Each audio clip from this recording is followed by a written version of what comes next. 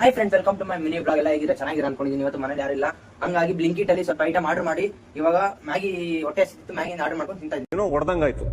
ಬ್ಲಿಂಕಿಟ್ ಅಲ್ಲಿ ಇದೊಂದು ಕುರ್ಕುರೆ ಲೇಸು, ಇದೊಂದು ಚಾಕ್ಲೇಟು, ಇದೊಂದು ಮೇನಿತ್ತು, ಮತ್ತೆ ಇದು ಯಾವುದೋ ಇದು ಮ್ಯಾಗಿ ಅಷ್ಟೇ ಫ್ರೆಂಡ್ಸ್ ಆರ್ಡರ್ ಮಾಡಿದ್ದೀನಿ. ಮನೇಲಿ ಯಾರಿಲ್ಲ ಅಂತ ಆರ್ಡರ್ ಮಾಡಿದಿಲ್ಲ, ನಾನು ತಿಂತಾ ಇದ್ದೆ ಏನಾದ್ರು ಮಾಡ್ಕೊಂಡು.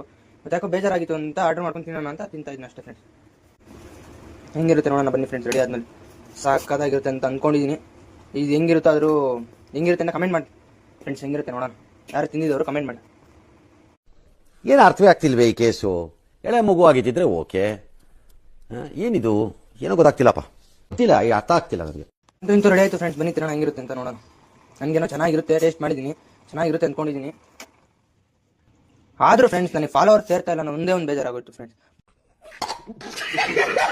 ಬರೀ ನನ್ನ ಫ್ರೆಂಡ್ಸೇ ಇದ್ದಾರೆ ಅಷ್ಟೇ ಫಾಲೋವರ್ಸ್ ಅಲ್ಲಿ. ನಾನು ಎಷ್ಟೇ ವಿಡಿಯೋ ಮಾಡಾಕ್ಲಿ ಏನೇ ಮಾಡಲಿ ಅದ್ರಲ್ಲಿ ಬರೀ ನಾನು ನಿಂತ್ಕೊಂಡು ಫೋಟೋ ಆರೋ ತೆಗಿಲಿ, ಅವ್ರು ಲೈಕ್ ಮಾಡಿ ಎಲ್ಲರಿಗೂ ಶೇರ್ ಮಾಡಿರ್ತಾರೆ.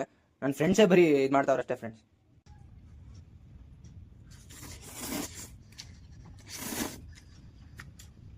ಸಕ್ಕತ್ತಾಗಿದೆ, ಪರವಾಗಿಲ್ಲ ಫ್ರೆಂಡ್ಸ್, ನಿಜ ಸಕ್ಕತ್ತಾಗಿದೆ. ಒಂಥರ ಚೈನೀಸ್ ಫುಡ್ ಇದ್ದಂಗೆ ಐತೆ, ಅಂದ್ರೆ ಚೆನ್ನಾಗೈತೆ.